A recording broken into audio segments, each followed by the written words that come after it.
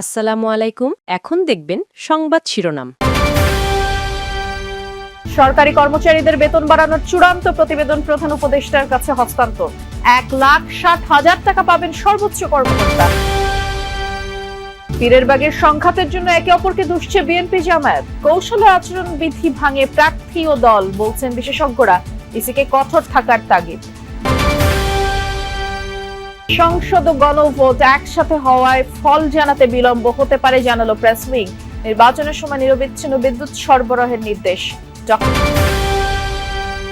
ভোটাভুটির পর বিশ্বকাপ খেলতে বাংলাদেশকে ভারতেই যেতে বলল আইসিসি। চূড়ান্ত সিদ্ধান্ত জানাতে 24 ঘন্টা সময় দেওয়া হলো বিসিবিকে। এতক্ষণ দেখছিলেন সংবাদ শিরোনাম, এখন দেখবেন বিস্তারিত। প্রধান উপদেষ্টা ডক্টর মোহাম্মদ ইউনূসের কাছে রিপোর্ট হস্তান্তর করেছে বেতন কমিশন। সরকারি চাকরির 20টি গ্রেডে দেওয়া হয়েছে বেতন বাড়ানোর প্রস্তাব। এটি কার্যকর হলে বর্তমান সময়ের চেয়ে কোনো কোনো ক্ষেত্রে 1.5 থেকে 2 গুণ বেতন বেশি বাড়বে। তবে কার্যকর করা নিয়ে দ্বিধাদ্বন্দ্ব আছে। পে কমিশন গঠন করে সবশেষ 2015 সালে বাড়ানো হয়েছিল সরকারি চাকরিজীবীদের বেতন। তারপর কেটে গেছে প্রায় 10 বছর। পরিবর্তিত সময়ে সরকারি কর্মচারীদের বেতন সমন্বয়ে গেল জুলাই মাসে পে কমিশন গঠন করে সরকার। প্রায় 6 মাস পর প্রধান উপদেষ্টার কাছে রিপোর্ট দিল তারা। এতে প্রথম থেকে 20তম গ্রেডের বেতন বৃদ্ধির সুপারিশ করেছে কমিশন। 20তম গ্রেডের বর্তমান বেতন 8,200 টাকা। সূত্র জানিয়েছে, প্রস্তাবিত রিপোর্টে এই গ্রেডের মূল বেতন সুপারিশ করা হয়েছে 20,000 টাকা। সর্বোচ্চ সচিবদের বর্তমান মূল বেতন 78,000 টাকা। তা বাড়িয়ে মূল বেতন প্রস্তাব করা হয়েছে 1,60,000 টাকা। কোনো কোনো ক্ষেত্রে বেতন বাড়ছে 2 গুণের বেশি। চলতি 2026 সালের 1 জানুয়ারি থেকে আংশিক বেতন কাঠামো বাস্তবায়নের সুপারিশ করেছে কমিশন। আগামী অর্থবছর থেকে পুরো মাত্রায় কার্যকরের সুপারিশ করা হয়। সরকারি কর্মকর্তা কর্মচারীদের জন্য বৈশাখী ভাতা 20% থেকে বাড়িয়ে 50% করার সুপারিশ করেছে কমিশন। চলতি অর্থবছরের বাজেটে বেতন ভাতা খাতে বরাদ্দ ছিল 80,000 কোটি টাকা। সংশোধিত বাজেটে এতে যোগ হয়েছে আরও 22,000 কোটি টাকা। তবে পে কমিশনের সুপারিশ কার্যকর করতে দরকার প্রায় 1 লাখ কোটি টাকা।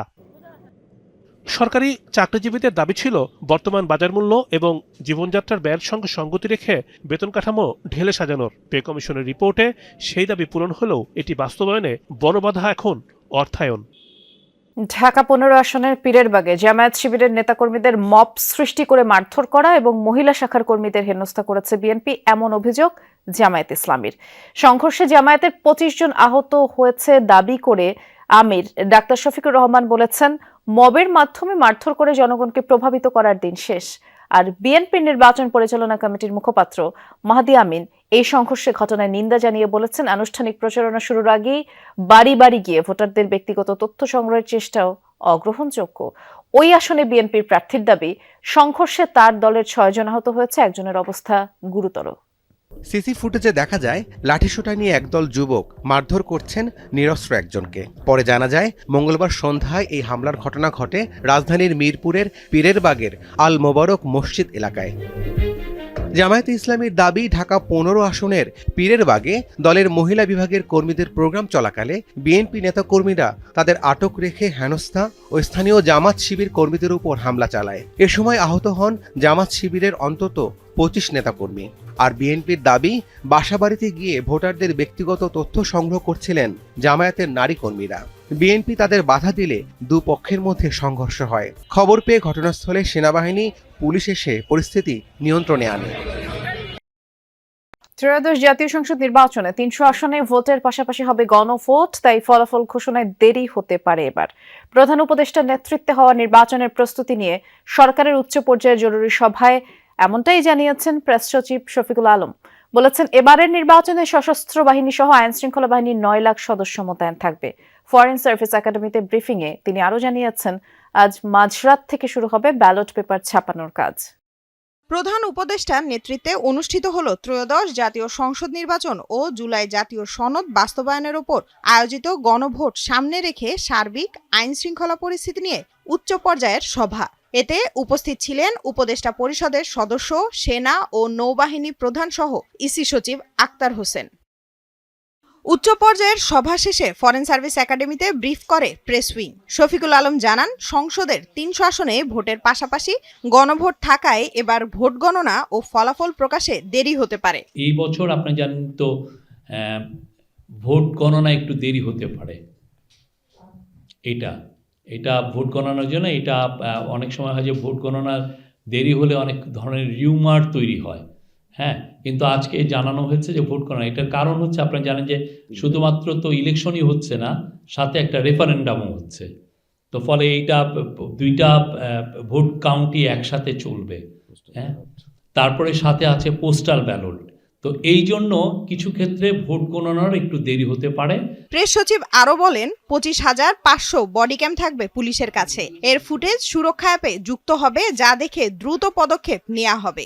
জানান ভোটে দায়িত্ব পালন করবেন বিভিন্ন বাহিনীর মোট 9 লাখ সদস্য। অধিক ঝুঁকিপূর্ণ ভোট কেন্দ্রসমূহে মোট 25,500টি বডি অন ক্যামেরা ব্যবহৃত হবে। ইলেকশনের দিন ফর দি ফার্স্ট টাইম এটা দেওয়া হচ্ছে এবং এটা খুবই ইম্পর্টেন্ট রোল প্লে করবে। মিলিটারি যেটা অ্যাক্টিভ কুইক রেসপন্সের জন্য স্ট্রাইকিং ফোর্স হিসেবে থাকবে, তারা টি-20 বিশ্বকাপ খেলা নিয়ে আইসিসি বোর্ড সভায় পারল না বাংলাদেশ, যেখানে ভোটাভুটিতে সিদ্ধান্ত হয় ভারতে খেলতে যেতে হবে বিসিবিকে, নইলে বিকল্প দল দেবে এই সংস্থাটি। বলা হচ্ছে সেই দেশ হচ্ছে স্কটল্যান্ড।